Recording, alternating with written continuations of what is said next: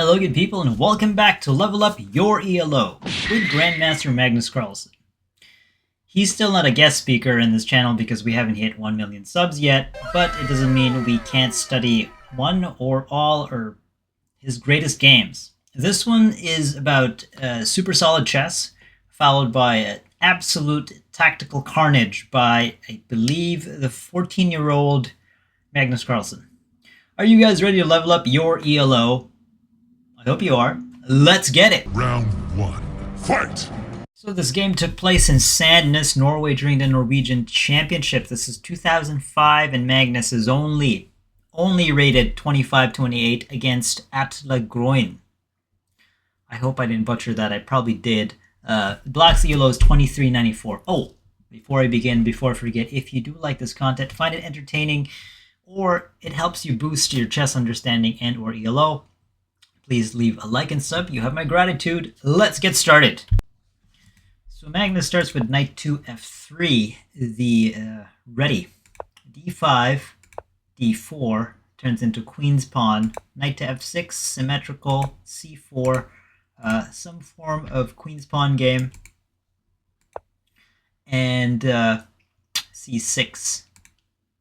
Knight to c3, e6, bishop to g5. All the standard stuff. Magnus gets the queen side mobilized with bishop to g5, h6, and then maintains the pin. And the opponent unpins, and immediately there, threatening here to take, and the opponent's threatening here to take. This is actually faster because there is a check in between, so Magnus defends with queen to c2.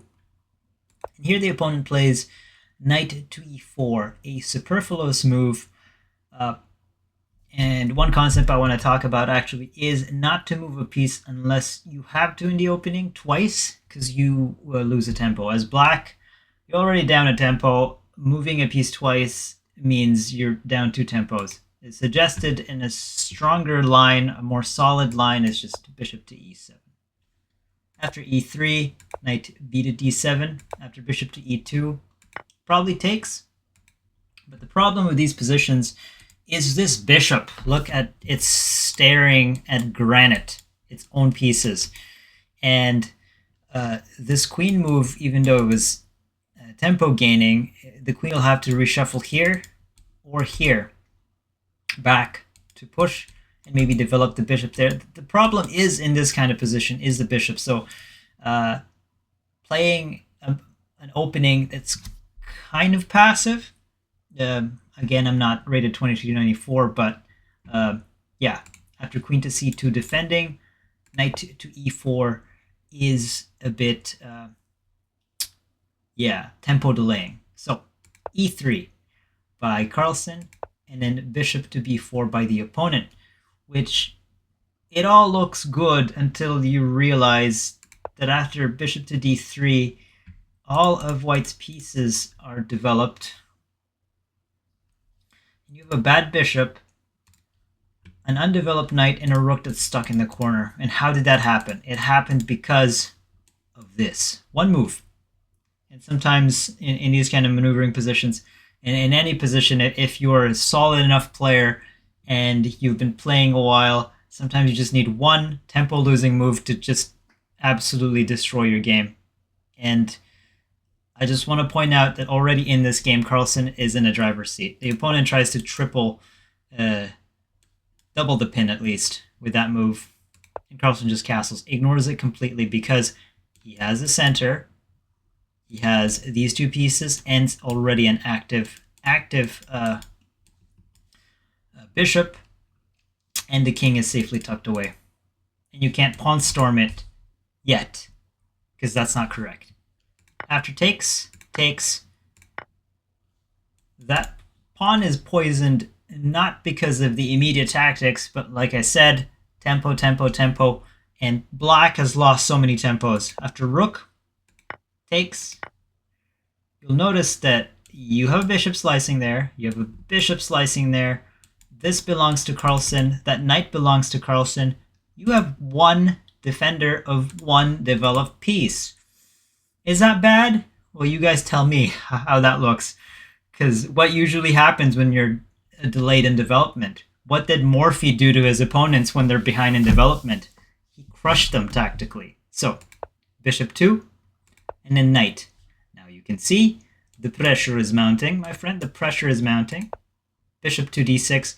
Now, again, this is the only piece that's developed. So Carlsen strengthens the center and dares it. Do you want to trade the only piece that you have that's very, very strong? And if you do take it, this opens up a can of worms.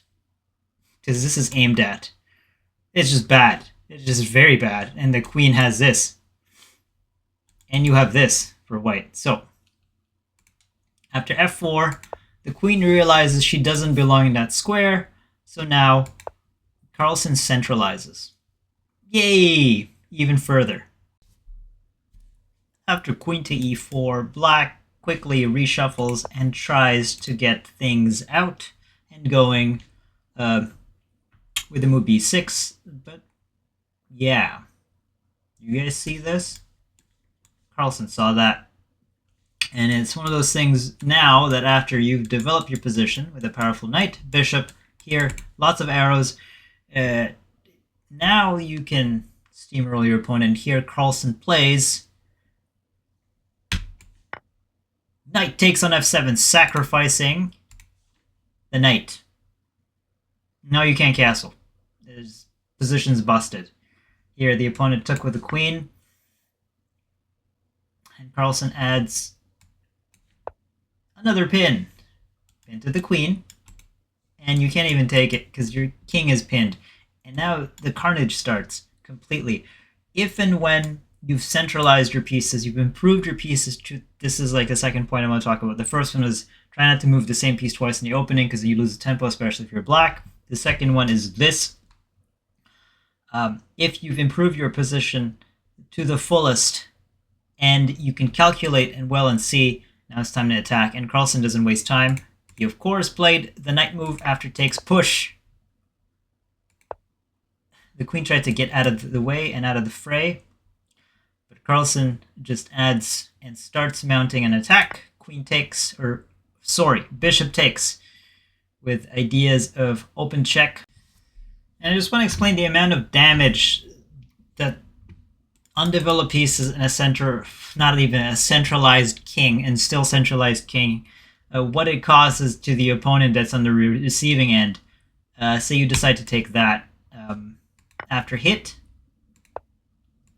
Carlsen can just ignore, open it up. These two pieces useless. So after takes, take with tempo, give a check, and now you have two queens.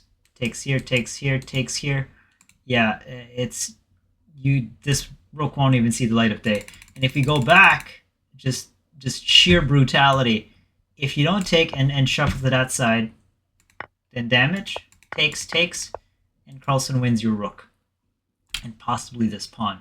And the game is done. So the opponent tried to mitigate with knight to d7. But Carlsen understands, of course, the dynamics of the position, so just opens it up. Just takes his time. Probably an open check. But just takes the knight. Because Carlsen, after taking this, basically reinforces the idea of open check. So if you take, you get absolutely cooked. And bro is literally broiling you. So instead, the opponent tries to do a haymaker. Let's trade queens, please save me. It's not going to work. Check. Mind you, this is controlled. That's controlled. Let's go back to the idea at the beginning of the game. It was just a quiet set of opening, solid opening from Carlsen, but he centralized everything, and now it's just all hell has broken loose. King moves down, he gives a check, and the idea is this is controlled. Wow, 7th rank. That, my friend, is 1, 2, controlled, controlled, controlled. So that's a checkmate, and white wins. What to take from that is, again, not to waste tempo. That was tempo wasting.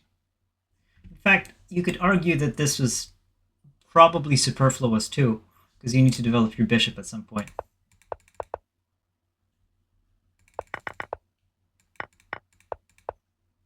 See? All aimed, all centered, all active. You could call the shots when your activity is just too good and your centralization is perfect. Takes. Push. Pin. Pin. You can't move this pawn because the king is pinned. Now, highlighting how bare the king is and how bad all these pieces are. Push. Takes. With open check. No siree. Check. Game over. Beautiful. Simple. Deadly. Highly instructional. Hope you guys got something out of that. I thought I did. And if you're leveling up your ELO, yeah, check out the other stuff. I'll see you guys later. Double peace.